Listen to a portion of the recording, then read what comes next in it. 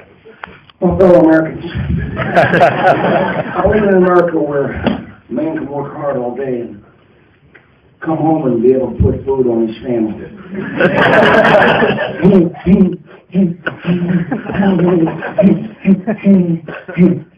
You're not laughing. You better not. That's my tribute to the nitwit in chief.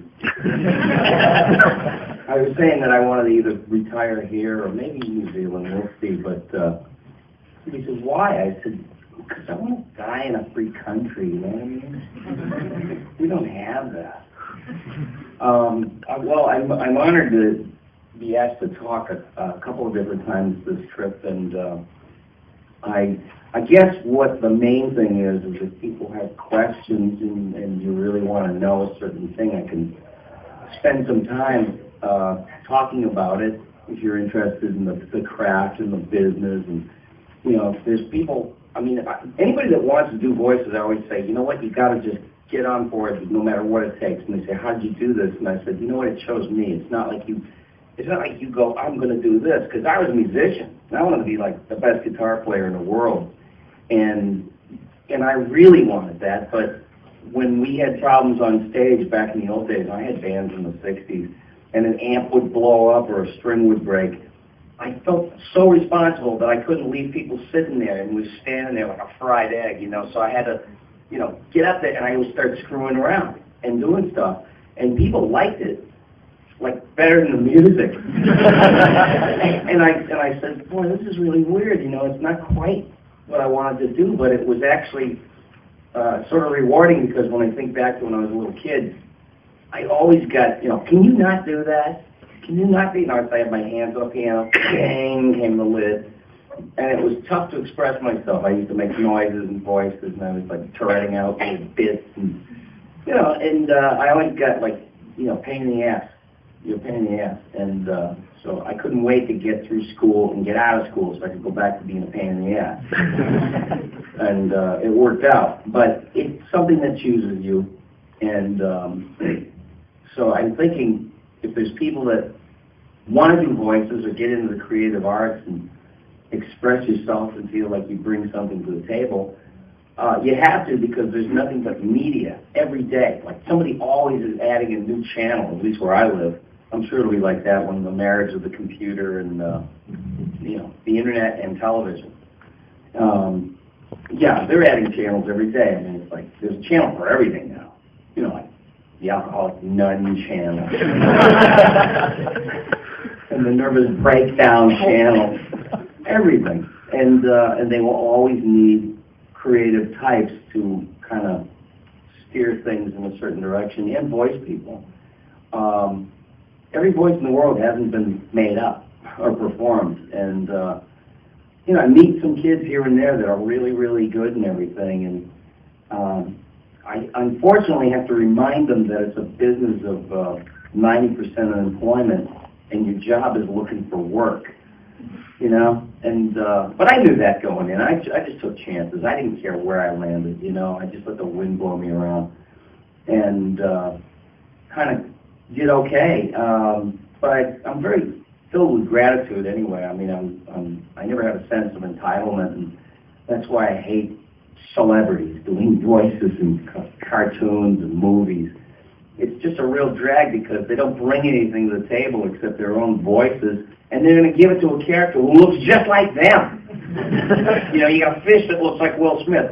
Let's see, who should we get? Yeah, Will Smith on a fish. I'm Will Smith. I'm Will Smith on a snail. A snail.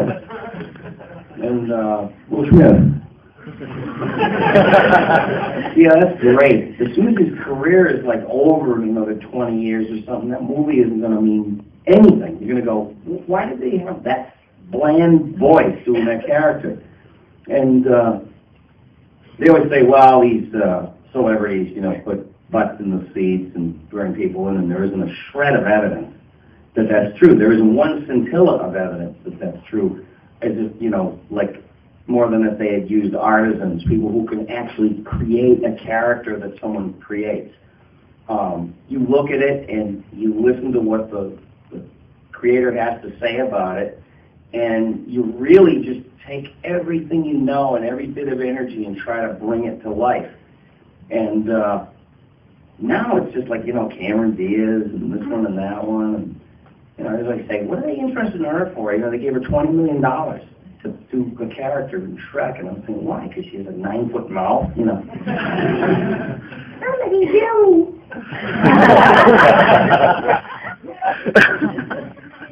And people like that, they can't. I guess there's new trends. David Schwimmer has to be in everything, and that's like I sound like him when my voice was changing when I was 13.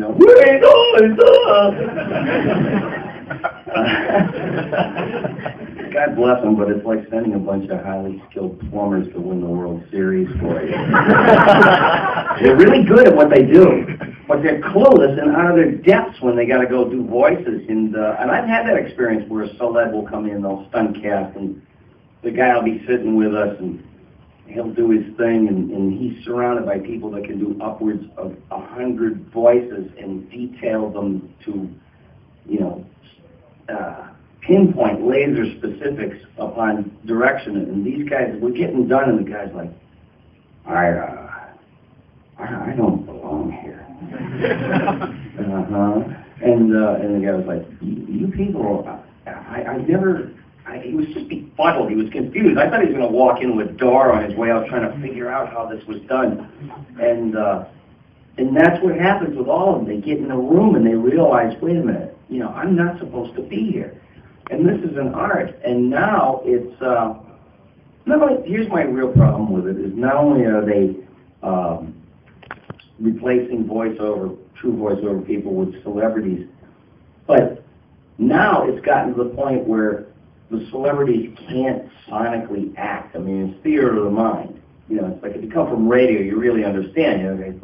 I was on the radio the other day with these guys. His name was Tony, and he was a lot of fun. Well, big station, I guess. And I said, well, I love theater of the mind. I got to sit here and say to everybody, hey, world, I'm sitting here with a tinfoil hat on and I'm naked. And people are riding their eyes because must be something, And it is what you say it is, but when they don't have their faces and their little techniques and all that stuff, they're useless, most of them. There are people that are adapted to doing characters like Mike Myers. He understands what it's like to transform and even change his voice to do a character. Eddie Murphy, same thing. Robin Williams, same thing. There's a few others that are good. But for the most part, it's just like this dumb party, that I'm not invited to anymore. It's like Area 51 in a business that I was always able to work in.